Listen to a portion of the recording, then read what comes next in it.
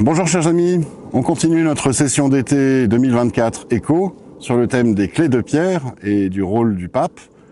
Et nous avons maintenant le père Frédéric Guéguin qui va analyser le texte de Matthieu qui relate l'exhortation de Jésus auprès de Pierre, notamment « Tu fortifieras tes frères » pendant la Sainte Seine.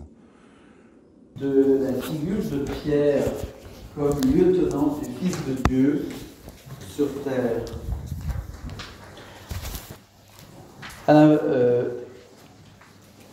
L'évangile de Luc ici nous donne un éclairage un peu plus nuancé de la fonction de Pierre à l'égard de ses frères. Néanmoins, quand même, Pierre reste le primus inter pares. On voit très bien que Pierre est au-dessus et demeure au-dessus, même dans le contexte qui désormais n'est plus celui de la transfiguration, mais celui de la passion. Puisque Pierre est le lieutenant du Fils de l'homme, il est forcément aussi celui qui va épouser le destin du Fils de l'homme, pas seulement dans la gloire, mais aussi dans la souffrance. Et donc ici, c'est une figure de Pierre souffrant avec le Christ. Et il s'agit bien sûr d'une souffrance qui est partagée par tous les apôtres et par toute l'Église. Le texte est particulièrement difficile et je ne vais pas vous faire des révélations pour en expliquer le sens. Tout d'abord, Jésus donc s'adresse à tous les apôtres. Il parle au pluriel. Et il dit que les apôtres, dans la mesure où ils seront restés fidèles au Christ dans ces épreuves, alors moi j'ai mis au pluriel, bien sûr il parle ici au passé, mais c'est un passé qui vaut pour le pluriel, c'est-à-dire c'est un passé archétypal, un passé d'éternité. Parce qu'en fait, Jésus, jusqu'ici, n'a pas vécu tant d'épreuves que ça encore. Peut-être que les évangiles nous cachent les persécutions qui entouraient Jésus et l'Église pendant les 3 années de ministère.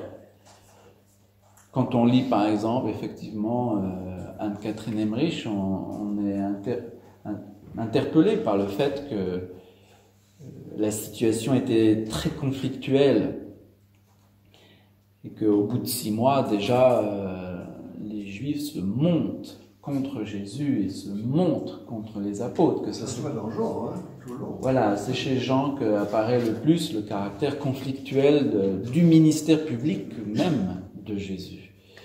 Et en fait, la passion, la crucifixion, la condamnation, ce n'est que l'apogée d'un processus qui s'est construit tout au long des années de ministère. Donc c'est vrai que Jésus peut déjà parler de ses épreuves, mais il va parler surtout évidemment à travers ça de l'épreuve de la passion, et dans la mesure où Jésus est la vie de l'Église, il va parler des épreuves de l'Église. Et c'est la vision bien sûr apocalyptique, elle-même portée par Jean, mais aussi porté par les discours apocalyptiques de Jésus. Vous serez persécutés, on vous haïra à cause de mon nom, et vous serez tués par vos propres parents, et c'est seulement celui qui persistera, qui supportera, qui sera sauvé. Donc Jésus situe l'épreuve comme étant le destin inévitable de sa personne, de celle des apôtres et de l'Église. Et les disciples, bon, donc particulièrement les 12 ici, sont destinés à partager l'épreuve du Christ et à rester fidèles au milieu de l'épreuve, en vue de une récompense à venir qui est le règne du Fils de l'homme et en même temps le règne du Père. Alors, Jésus fait quand même une annonce incroyable selon laquelle les 12 apôtres s'assiront sur des sièges, pas seulement pour déguster le repas des cieux, mais pour juger les 12 rameaux d'Israël. Ce qui implique le pouvoir temporel, exécutif, législatif, pas seulement judiciaire. Et voilà. Donc, alors juste une petite remarque sur le terme rameau. Hein. Nous on dit tribu, mais le terme exact c'est rameau. Hein. Donc le rameau sert de métaphore à tribu. Hein, c'est le mot Shabbat. Shabbat. Qui veut dire d'abord bâton, branche, rameau et ensuite tribu. Alors les métaphores sont peut-être liées à l'étendard, au totem. C'est à la fois l'idée de ramification et puis l'idée de symbole de ralliement d'une entité ethnique particulière. Donc vous étonnez pas pour le fait que je traduise donc le terme de manière littérale et pas de manière idiomatique. Mais alors qu'est-ce que ça veut dire que juger donc les 12 tribus d'Israël? C'est quand même c'est très fort et c'est très mystérieux. Alors je propose quand même, on va dire 3 clés de lecture de cette question. La première, évidemment, qui a été fortement développée par Pierre Perrier, c'est que, bien sûr, la question qui vient en amont, c'est pourquoi Jésus a-t-il choisi les 12 disciples? 12 disciples, chacun de nous, normalement, a entendu au catéchisme que cela se réfère précisément aux 12 tribus d'Israël. Et normalement, la lecture du catéchisme ordinaire, c'est une lecture purement symbolique. Voilà. C'est-à-dire qu'en fait, les 12 apôtres symbolisent le nouveau peuple de Dieu. Ouais. C'est un symbole du nouveau peuple de Dieu. Alors c'est compliqué parce que nouveau...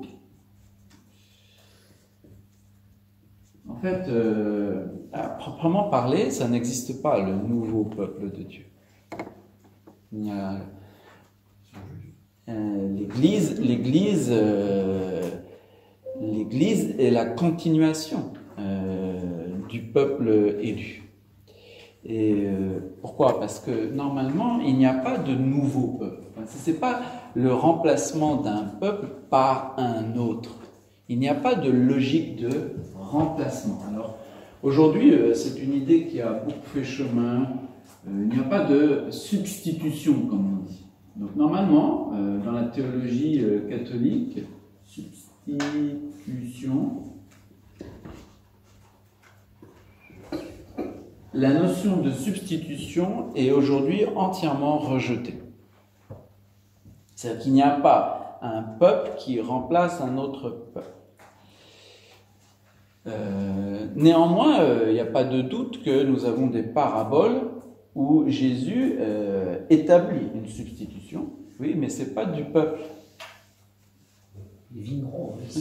Et c'est qui les vignerons? C'est les chefs du peuple. Oui, exactement. Donc la substitution ne concerne pas le peuple.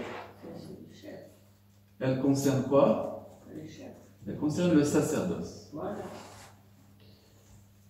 Voilà, c'est ça qui est certain. C'est que le Christ a institué un nouveau sacerdoce pour le peuple de Dieu. Et la substitution donc, ne se situe pas au niveau du peuple, mais au niveau du sacerdoce. Ça, c'est une distinction importante, et en ce sens-là, l'Église est effectivement un nouveau régime sacerdotal du peuple de Dieu. Ça, c'est sûr. Après, contre l'idée de nouveau peuple, il y a aussi l'idée que normalement, l'Église, c'est le rassemblement de toutes les nations à Israël. C'est-à-dire que l'Église, c'est quoi normalement? C'est l'agrégation de Israël plus les nations, non? Donc s'il n'y a pas de substitution, il y a une situation de greffe ou de rassemblement. Alors ici, c'est aussi complexe, le rapport d'Israël aux nations. La lecture classique, c'est celle qui a échappé à la bouche de Xavier et qui est le langage de Paul dans la lettre aux Romains, qui est l'idée de greffe, d'accord? Donc sous la forme de greffe. Alors greffe, ça veut dire quoi une greffe? Ça veut dire qu'il y a un élément initial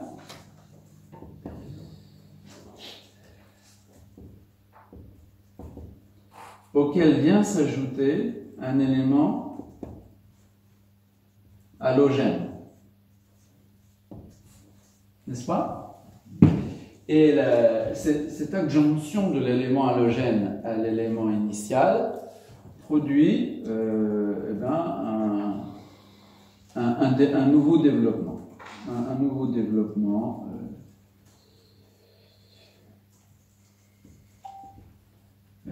commun de l'élément initial et de l'élément halogène. Et donc ça correspond assez bien à la théologie qui est formulée par Paul dans la lettre aux Romains lorsqu'il parle de la greffe. Cependant, cette théologie-là, il n'est pas sûr qu'elle soit absolument vraie ou qu'elle suffise à tout comprendre. Pourquoi? Parce que Paul lui-même, comme toujours, est plus complexe et que la foi de l'Église a été plus complexe et que de sérieux motifs, donc, historiques, impliquent une vision plus complexe. À savoir que Israël vient d'où? Ben voilà, il vient des nations. C'est ça le problème. C'est-à-dire que les nations, c'est un élément halogène ou endogène. En fait, l'histoire, c'est ça. Et ça, c'est le discours de Paul. Hein, c'est pas seulement du père Guigan Frédéric. C'est normalement nation, Israël, nation. C'est comme ça que ça se passe. Plus. Cette fois-ci, il y a un effet de plus. C'est vrai. C'est-à-dire que Dieu s'est révélé d'abord, initialement, aux nations, à toutes les nations. Et puis ensuite, il y a eu effectivement, à cause d'une dégradation des nations, un phénomène d'élection en vue de quoi? Eh bien, d'une restauration des nations. D'accord? Et donc, stricto sensu, on n'est pas en phase, l'Église n'est pas un nouveau peuple. C'est-à-dire que l'Église rejoint les nations dans ce qu'elles étaient à l'origine, enfin, en tout cas, à une étape ancienne, pré-israélite, sauf que c'est moyennant l'élection d'Israël que s'est jouée la résurrection des nations. Bien, je vous rappelle que aussi Paul est tellement fort qu'il nous dit que même ça va se casser la figure. Et qu'alors, il y aura encore une autre étape. Et que, comme chacun le voit, nous en sommes là. Nous sommes à l'effondrement des nations. Après leur revivification par l'élection d'Israël. Donc en fait, l'histoire est complexe et lorsque Jésus dit qu'il jugera, qu'il mettra les apôtres comme juges des 12 rameaux d'Israël, ça veut dire que les 12 représentent, bien sûr, pas seulement le symbole d'un nouveau peuple, mais ils sont le pouvoir judiciaire sur le monde. Ça désigne ici un pouvoir judiciaire.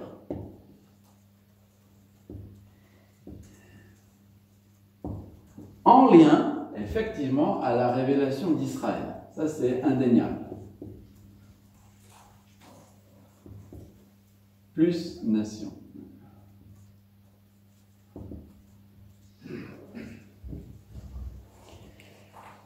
Ça a donné notamment l'idée que Jésus aurait institué les apôtres comme autant de consuls de sa majesté, envoyés auprès des 12 tribus d'Israël, au temps même de son ministère public. Donc les apôtres ont dû jouer un rôle consulaire au sein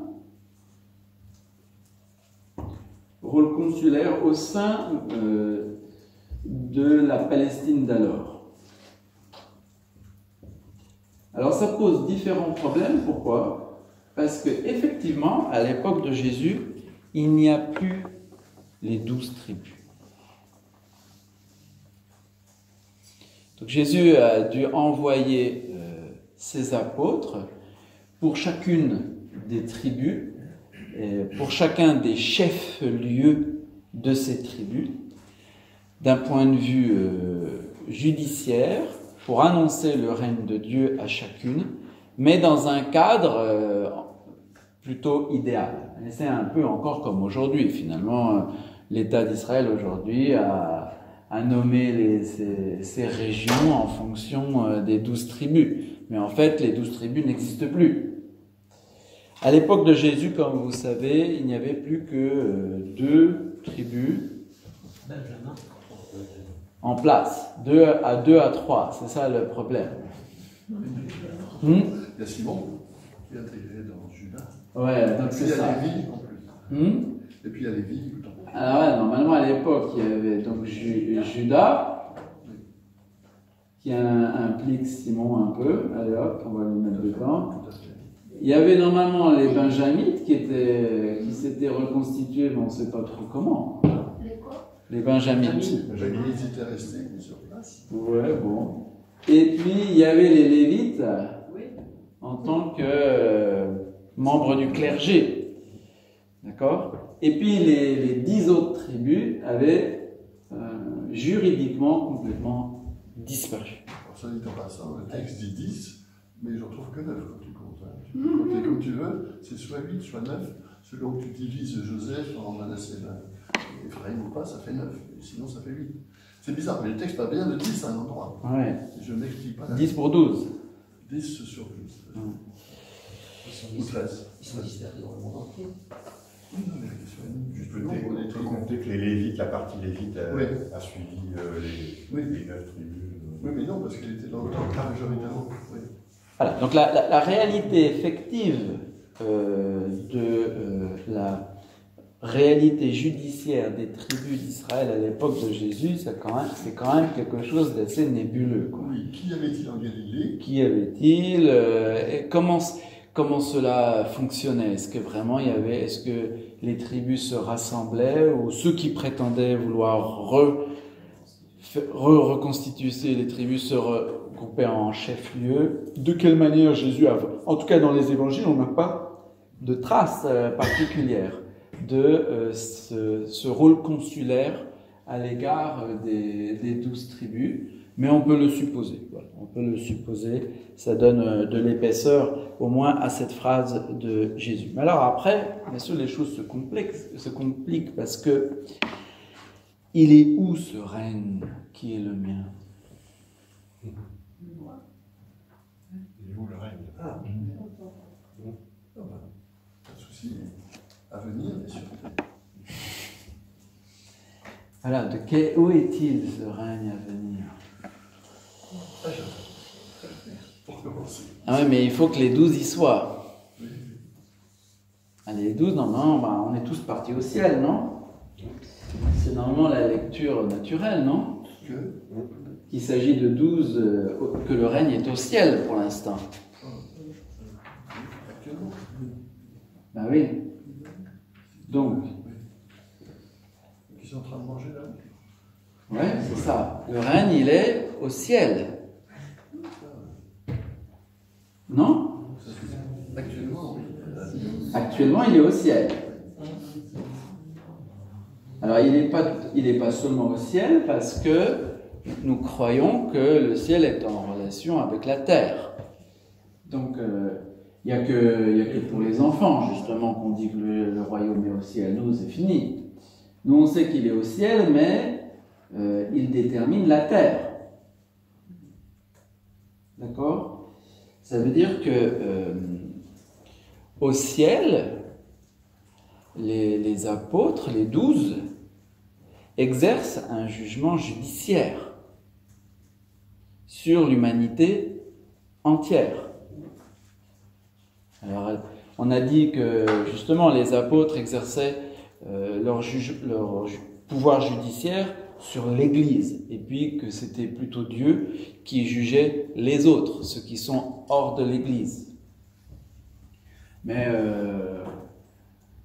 alors, notez que la question qui se pose, c'est que Dieu s'est donc associé 12 hommes à son propre pouvoir judiciaire.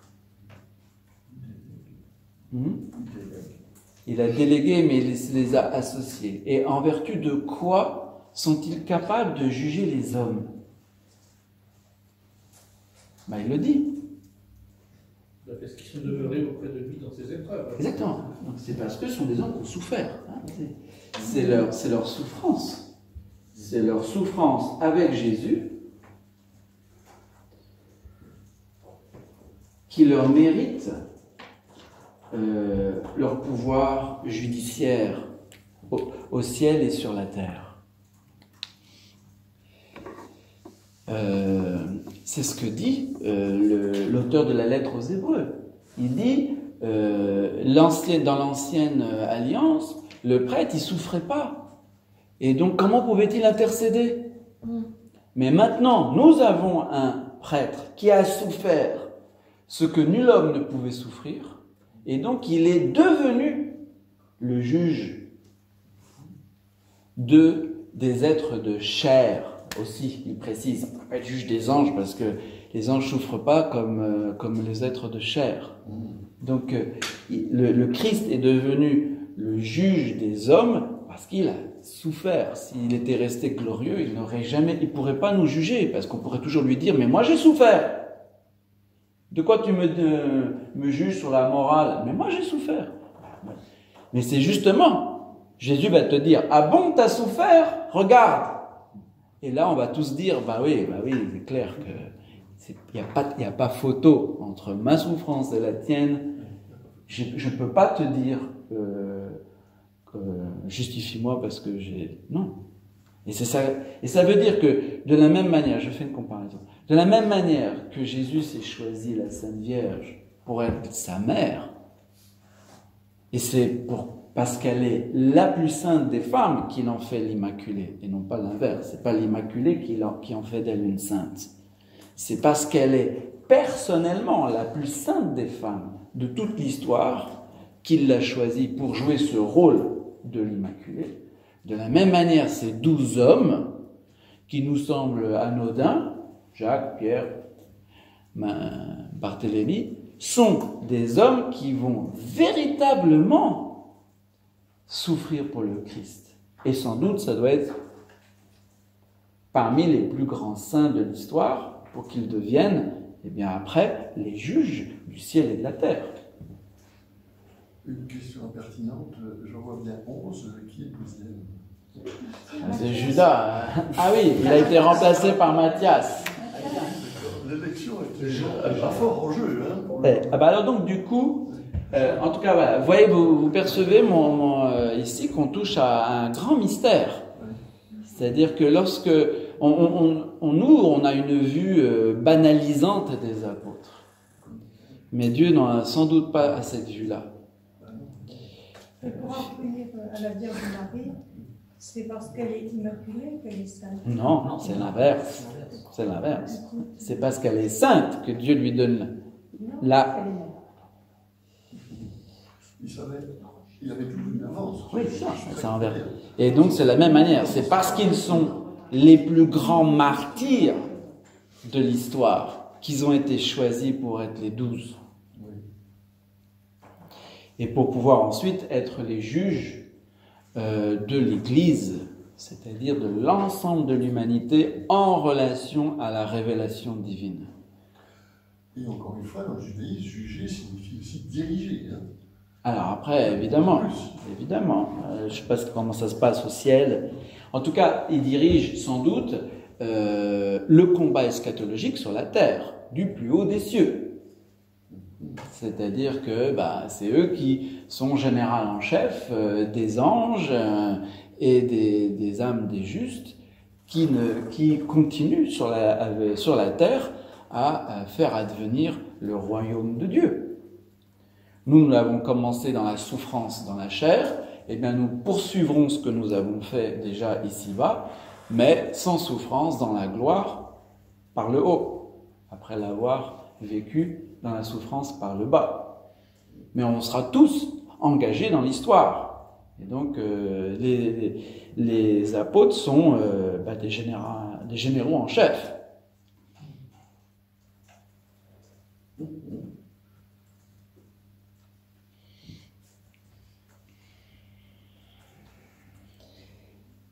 Ceci nous renvoie donc à la dimension cosmique, totale du choix des apôtres. Et du coup, on ne peut pas échapper à ça quand même. Le symbolisme du chiffre 12, avant d'être un symbolisme israélite, est un symbolisme de la gentilité, et qui est les 12 constellations. Bah oui. Le signe du zodiaque, c'est ça. Exactement. Alors là, même dans le rabbinisme midrashique, c'est assumé. Hein. Les 12 tribus viennent des 12 constellations. Enfin, c'est-à-dire que Dieu institue un peuple de 12 tribus parce que le symbolisme de base à l'origine, ce sont les 12 constellations célestes. L'astrologie nous a été transmise par les Juifs sous Marie Médicis. C'est clair que ce sont des astrologues. Et donc, ici, on voit très bien qu'on récupère la notion cosmologique qui était initiale. Hein. Donc, alors, sur ce sujet, bien sûr, la question de l'astrologie, c'est un sujet délicat sur lequel on ne va pas s'étendre, mais on ne peut pas manquer de ne pas y faire référence. Les 12 constellations sont donc normalement ce qui régit des ères historiques.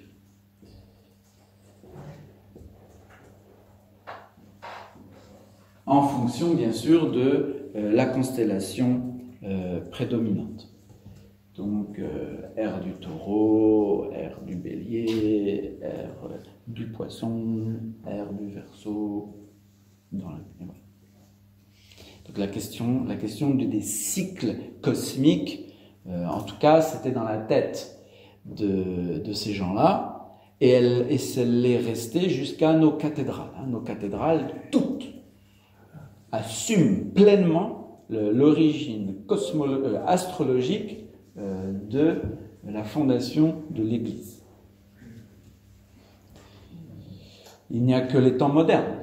Les temps modernes ont de toute façon lâché l'astrologie. Voilà, ils sont entrés dans un autre rapport au cosmos, qui est la mathématisation du monde, la matérialisation, etc. Donc il n'y a plus d'ère astrologique. Mais nos cathédrales, donc catho 100%, étaient dans la ligne de la religiosité néolithique. Du néolithique à Notre-Dame de Paris, c'est la même religiosité. Hein. Il y a une carte des premières Notre-Dame en France qui montre que ça représente la constellation de la Vierge. Et c'est pour ça qu'on a fait Notre-Dame de l'Épine pour compléter la constellation en plein. Notre-Dame de l'Épine, à côté de Chalon-sur-Marne, c'est une cathédrale en plein désert. Rien à faire là. Mais c'est parce qu'il fallait un point, il fallait une étoile sans voir. Je ne connais pas cet aspect-là, mais je parlais. Par quel aspect est-ce que les cathédrales sont liées à l'astrologie? Mais c'est bourré, tu regardes. Il y a des zodiacs partout. Et du zodiaque partout. À Chartres, il y a le grand vitrail. Partout. Le zodiaque. En machin, Dès le roman, dès l'époque romane. Donc eux, ils sont. Donc le rabbinisme est en continuité, le catholicisme a été en continuité, médiéval en tout cas. Donc vous ne considérez pas que je suis en train de vous dire des choses bizarres. Là. On est en pleine. Non, parce que ça paraît nouveau à nous, les postmodernes, qui n'avons jamais entendu parler de ces choses-là. Mais en fait, c'est nouveau qu'on en parle. 12, je croyais que c'était 3 fois 4. 3 définit le cercle qui est le ciel. 4, le carré qui est la terre. Et donc, c'est la façon de réunir le ciel et la terre. Alors là, si vous rentrez dans les chiffres, on n'en finit pas. 12, c'est 10 plus 1 plus 1, c'est... Non, et 3 fois 4, c'est très fort aussi. Et 3 fois 4, c'est clair, bien sûr. L'élément, et puis la Trinité dont je parle. Voilà. Donc voilà, on va s'arrêter là pour l'aspect astrologique, mais c'est important, ça donne en tout cas une dimension et tout à fait étonnante à cette phrase donc, de Jésus aux apôtres. Quand on l'écoute, nous, on s'étonne, on la comprend pas et on passe. Mais en fait, il se pourrait que ce soit une phrase d'une profondeur inouïe sur le destin de ces 12 hommes qui vont régenter les rapports du ciel et de la terre dans l'histoire, en relation évidemment aux ères cosmologiques.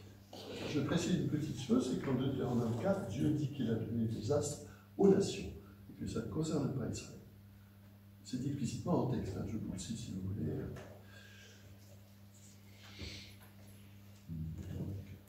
Alors, si on est dans l'histoire, et si on est dans la passion, on comprend aussi pourquoi, après cette étonnante participation des apôtres au jugement universel, on passe au thème du reniement de Simon-Pierre.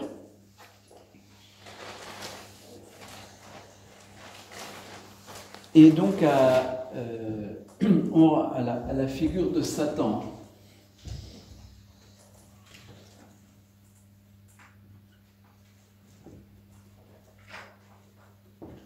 Alors,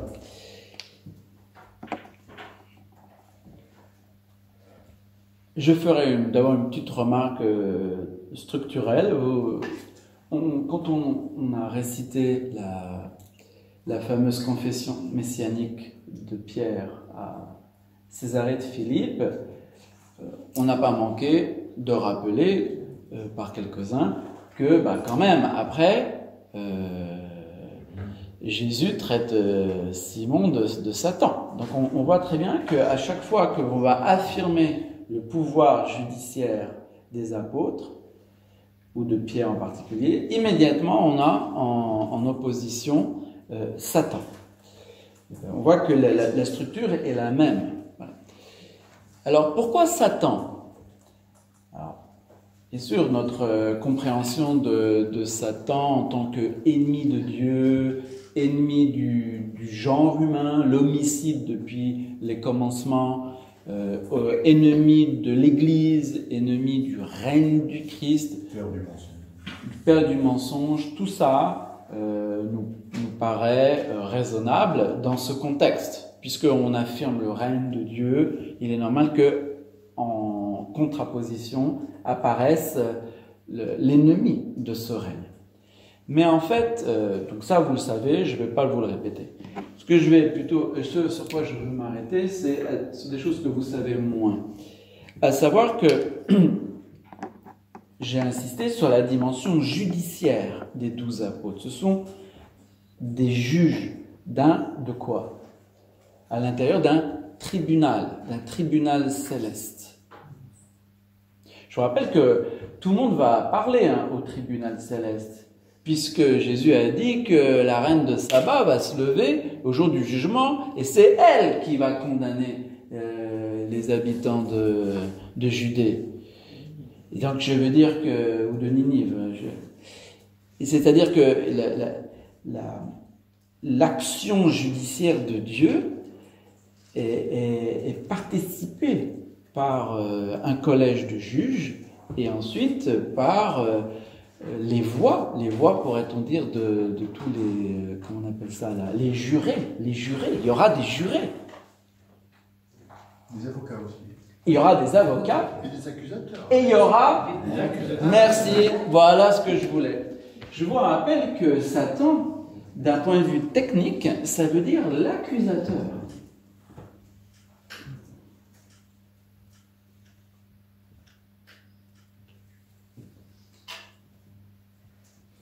Et c'est l'accusateur dans un tribunal. C'est...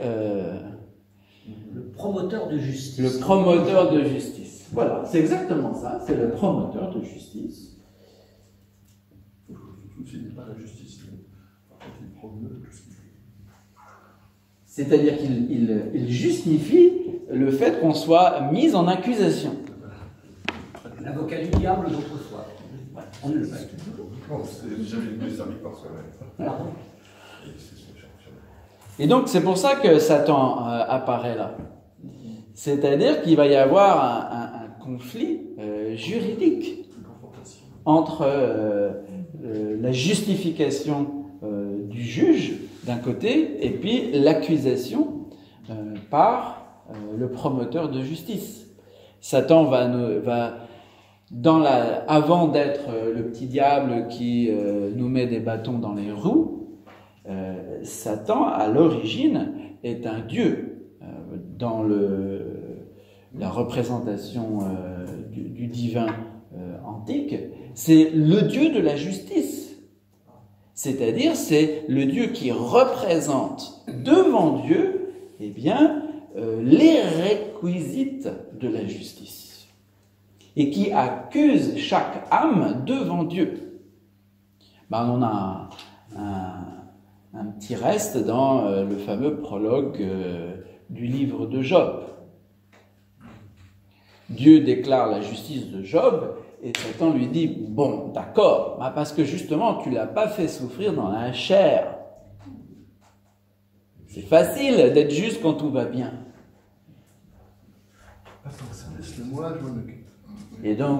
Et Dieu dit, je te le laisse, vas-y, arrache-lui le moindre petit morceau de peau pour voir s'il reste juste, si vraiment mon serviteur est fidèle, comme je le déclare. Il connaît déjà le résultat. Lui, il sait. Satan ne sait pas. Donc, Satan, il va essayer. Et donc, c'est ça qui se passe. Donc, lorsque chacun de nous, on va quitter cette terre au moment du jugement particulier, eh bien, on va se retrouver entre les grands saints qui auront souffert la passion pour le Seigneur qui aura souffert ce que nul homme ne peut souffrir, et puis Satan qui va nous dire, tu vois, t'as vraiment été un nul, regarde. T'as souffert de quoi, toi? T'as souffert quoi, toi? Toi, regarde, t'as passé ton temps à essayer de jouir à ton chat, là.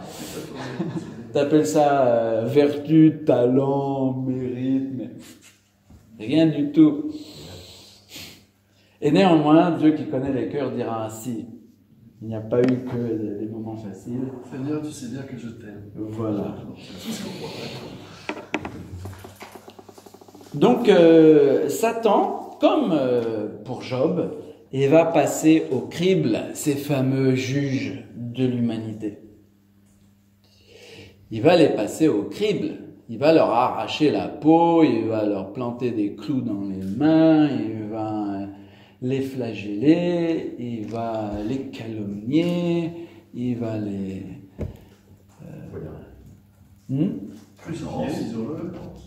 les scier, voilà, c'est ça. Et donc, Satan te demande à te cribler, il va te demander à cribler pour que tu puisses véritablement devenir un juge méritant. ta fonction judiciaire. Oui, parce que Jésus ne dit pas que Dieu acquiesce, mais c'est implicite, c'est ça? Oui. Satan demande. Oui, oui. Ben donc... Et il le demande en justice. Ah, en justice. Dieu accueille sa demande. C'est pas exécutoire. Non, mais il reconnaît Oui. l'exigence de faire passer par le crible les apôtres. Ah oui, c'est ça, c'est ça. Ça, c'est pas... Bah, c'est comme pour Job. Oui, oui, oui. Satan lui dit, mais c'est facile d'être juste quand tout va bien. Et il lui dit, cette demande-là est fondée.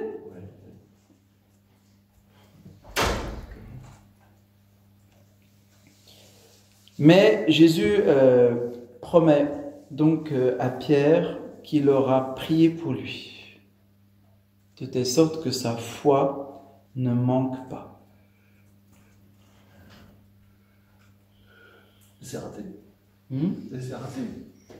Je veux dire, il a prié, supplié, imploré, mais la foi va défaillir. C'est à voir. Pardon? C'est à voir. Non, il renie. Il renie un temps. Il renie un temps. Est-ce qu'il renie tout le temps? Non. Je dis pas que la première. Il renie pas tout le temps. Il désespère pas comme Judas. Le temps fixé, c'est pas forcément ce temps-là. Voilà, au temps fixé, fais face et affermis tes frères. Alors le temps fixé, c'est le temps de l'épreuve. C'est le temps de la mise à l'épreuve. Mais ça mise à l'épreuve, normalement, c'est à la fin, c'est le martyre. Bah, ça va être plusieurs fois dans l'histoire. Hein. C'est en permanence, oui. Parce que évidemment, si ce propos ne vaut pas que pour Pierre, mais pour son successeur, qu'il vaut pour les 12, absolument parlant, évidemment, il y en a plusieurs des moments fixés pour chacun de nous d'être vérifié dans sa foi.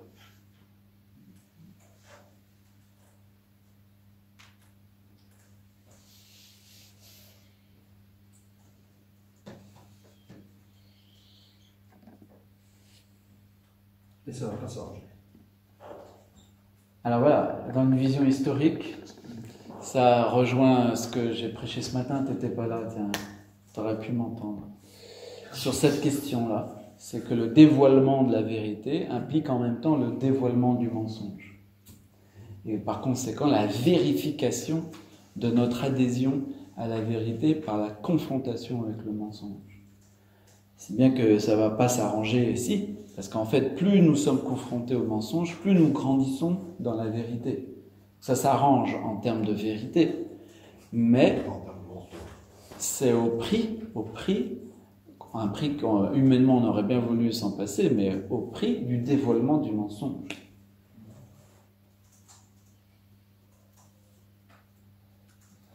Mais quand Pierre renie, il y a une promesse, Dieu envoie le coq.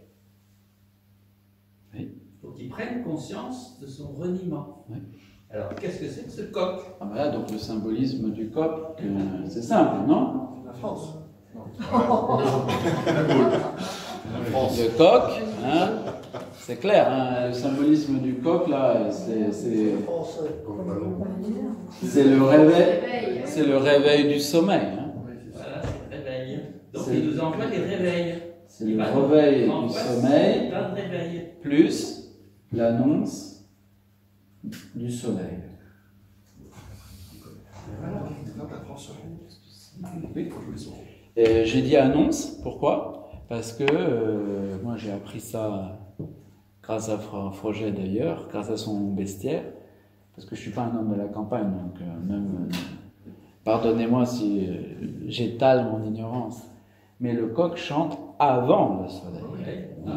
Et c'est un point symbolique important. C'est-à-dire qu'il annonce le soleil pour les poules, pour qu'elles justement se gavent de rayons. Lesquelles pondent. Lesquelles pondent. Et qu'elles pondent. Parce que les poules pondent en fonction de la durée du jour ferment. De l'ensoleillement. Mais ça, c'est entre eux qui font leurs histoires. Mais pour nous, c'est important. Le réveil est pour se rend disponible au moment où apparaît la lumière, d'un point de vue symbolique.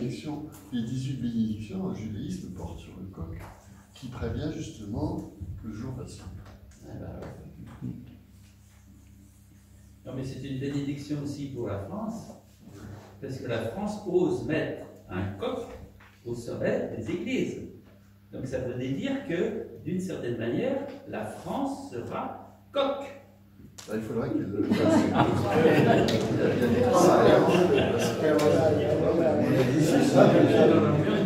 Éducatrice des peuples. Annonciatrice. Qu'as-tu fait des Non, mais les Juifs, il y a des Juifs qui voient les choses comme ça, hein, clairement. Ah ouais? La France a fait un temps de prévenir. C'est C'est pas fait, hein.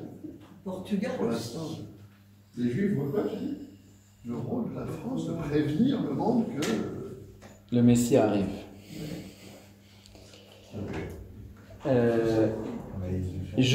J'achève donc cette méditation par la réflexion sur donc un point que j'ai évité à chaque fois, mais qui est ici entre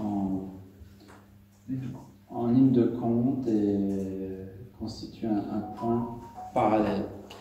À savoir que donc on a plusieurs fois évoqué le problème de savoir si ces textes qui sont adressés à Pierre sont-ils adressés à tous les apôtres? Oui et non. On voit que tous les apôtres participent de la fonction judiciaire, sauf qu'il y en a un qui a l'air d'être plutôt privilégié par rapport aux autres, puisqu'il a la fonction d'affermir les frères. Donc, et oui, ça permet donc de mettre une nuance par rapport à la figure vue hier, où Pierre était comme l'unique fondation de l'Église. Donc là, on voit que Pierre a des frères et que c'est un collège juridique, sauf qu'au sein de ce collège juridique, il a une fonction d'affermissement des autres. Affermir, ce n'est pas écraser les autres. Et affermir, ce n'est pas non plus se dispenser des autres. Donc, il y a un dialogue collégial, et à l'intérieur de ce dialogue collégial, pourtant, il a un charisme qui lui est propre de sceller. Affermir, ça veut dire quoi? Ça veut dire que normalement, il est en accord avec ce que collégialement les autres décident. On n'affermit pas quelque chose avec laquelle on n'est pas d'accord. On affermit quelque chose que l'on assure. Et donc, comme étant juste. Donc, Pierre a un charisme d'affermissement de ce qui est déjà partagé, mais qui ne peut pas recevoir le sceau du caractère définitif sans lui. Alors j'ajoute que ça renvoie le chazak que Dieu demande à Moïse d'exercer vis-à-vis de Josué. Chazak, renforce-toi. Ah oui, il lui dit renforce-lui, chazak. Renforce-toi. Mais c'est entendu dans le sens purement, habituellement humain, c'est-à-dire. Là aussi, c'est un sens humain. Et pas Ok, seulement... là tu donnes un sens que je ne connaissais pas. Okay. Mais c'est un peu le même genre, oui, c'est vrai. La question que je voulais traiter, c'est la question de la succession. Alors, sur quoi est fondée notre foi catholique? Sur la succession, c'est-à-dire le fait que celui qui vient après Pierre joue le même rôle que Pierre. Alors, je vous rappelle les fondations théologiques. Elles ne sont pas évangéliques, celles-ci. C'est qu'elles ne sont pas dans les évangiles. Si. Non. Ce qui enseigne dans la chair de Moïse. Donc elles sont normalement, ça concerne Moïse justement.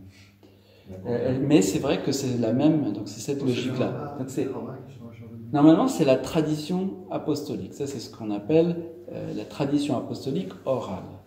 Parce qu'il n'y a pas de textes qui disent tel quel de Jésus, de Pierre, ce qui est dit ici de Moïse. Donc effectivement, le concept théologique sur laquelle est fondé le principe de succession, c'est la notion de chair.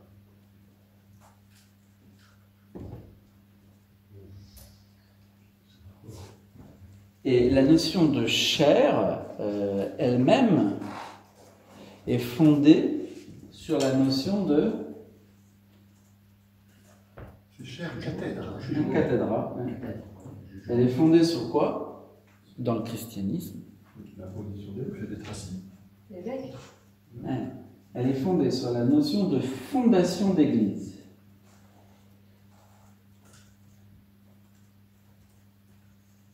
Et normalement, le charisme de fondation d'église n'appartient qu'à qui? Qu'aux 12. Qu'aux 12. Et ce caractère-là disparaît avec les 12. Il n'y a que les 12 qui ont fondé l'Église. Personne d'autre ne fondera l'Église après les 12. C'est pourquoi les autres, les successeurs des 12, ne sont pas apôtres, mais ils sont épiscopos. Épiscopos, c'est-à-dire surveillants. Ils sont surveillants de quoi? Eh bien, de la fondation des apôtres. Alors après, évidemment, leur fonction de gouvernement les entraîne à fonder de nouveaux sièges épiscopaux, c'est-à-dire des sièges de surveillance. D'église, du coup, forcément. Non. Non? On surveille quoi? Pas des églises. Il n'y a en fait d'églises que les églises qui ont été fondées par les apôtres. Oui, d'accord. Et elles sont la mère d'un réseau de sièges de surveillance, c'est-à-dire qui assure la vérité du siège initial. Et qui surveille quoi? La foi, et qui surveille l'orthodoxie de la foi. Des croyants dans des églises? Non, pas non. Alors bien sûr, ce sont des églises au sens ecclésié, ce sont des assemblées. Oui, c'est ça. Mais il faut comprendre qu'initialement, théologiquement parlant, il n'y a d'église fondée comme siège proprement dit de la révélation apostolique que de la main des 12. Les églises apostoliques. Voilà, Donc, Moscou, c'est pas une église. exactement. C'est un siège épiscopal. On envoie là-bas quelqu'un qui vérifie l'orthodoxie de la foi des Russes de Sibérie. Mais c'est pas un puits de la révélation. Voilà. C'est pas une source. C'est pas de là que vient la Il y révélation. en a combien d'églises alors? Ben, c'est le problème dans l'histoire. C'est que donc les apôtres ont fondé un certain nombre d'églises. Ils ont mis des sièges. Donc c'est comme l'a vu notre ami. Il y a des arbres généalogiques de fondations épiscopaux qui sont en lien à un apôtre. Donc normalement, il y avait autant de sièges sur lesquels se sont assis les apôtres. Donc on peut dire qu'il y avait 12 églises, si on veut, sources. Saint Thomas a fondé Clairvaux. Sachant que voilà, il se déplace, mais quand il se déplace, il pose un surveillant, et puis voilà. Et donc, la ramification a été ensuite, rassemblée, resserrée sur ce qu'on a appelé les patriarcats. Alors c'est ce que l'abbé Mestre décrit avec les cardinaux. Il dit on est passé des 12 aux cardinaux. Et les cardinaux jouent le rôle d'un conclave. Hein, et après, le conclave a évolué, est devenu plus important. Mais les 12, c'est les églises métropolitaines. Normalement, c'est ça. Les patriarcats. Parce qu'on ne peut pas effectivement nommer toutes les fondations, puisque les apôtres ne sont pas restés sur place. Et c'est le propre d'un apôtre de se déplacer, alors qu'un épiscope, lui, doit rester sur place. C'est normalement sa fonction, puisqu'il surveille ce qui se passe sur place. Voilà. En fait, il faut parler par exemple de l'église de Thomas, qui comprend l'église de l'Inde, l'église de Chine, en Mésopotamie. Il y aura l'église de Barthélemy, l'église de Pierre, l'église de Jacques, mais pas Rome, je crois, c'est le Si.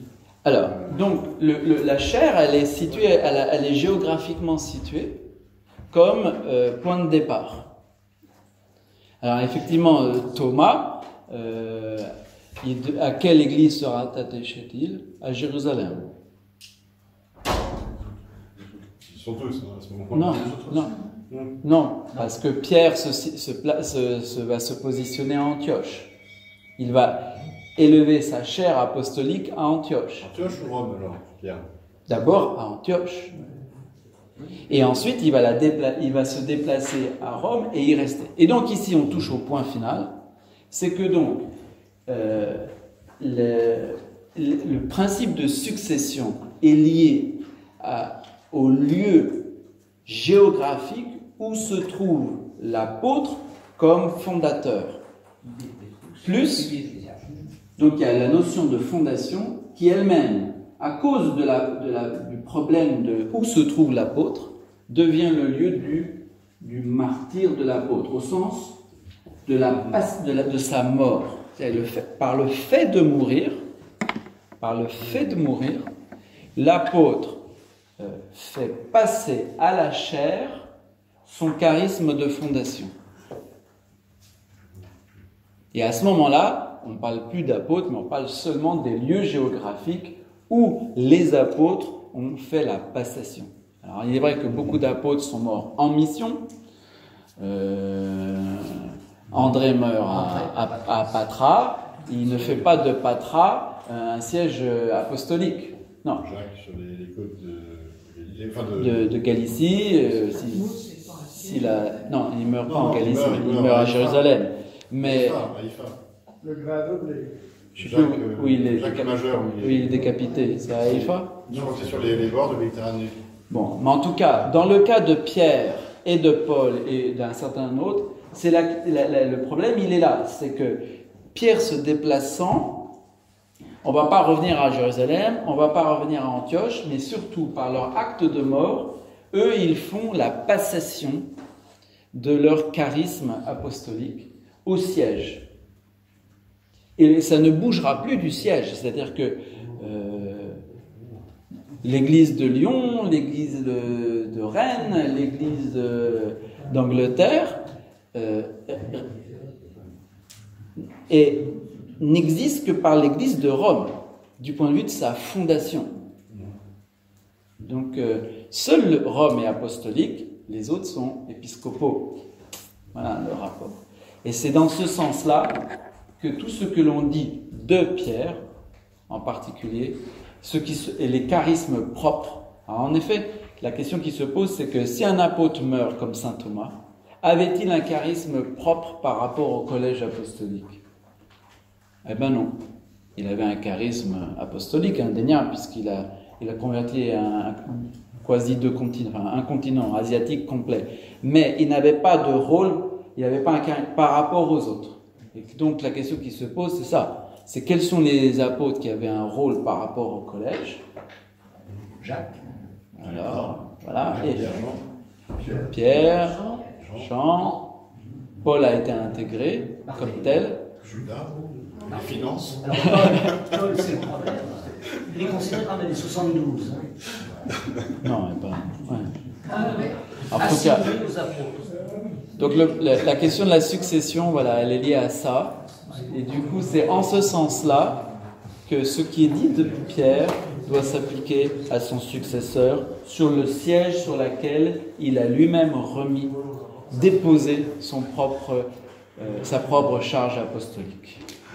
Donc, bien que Thomas meure à Méliapour, bien que André meure à Patra, leur siège apostolique, c'est Jérusalem. Bien que Pierre ait fondé l'église d'Antioche, il n'a, lui, par la mort, que remis son charisme apostolique à Rome. Chaque apôtre a finalement son destin, et c'est par là que se règle la question de la succession des charismes à l'intérieur du collège apostolique. Amen. Amen. Amen.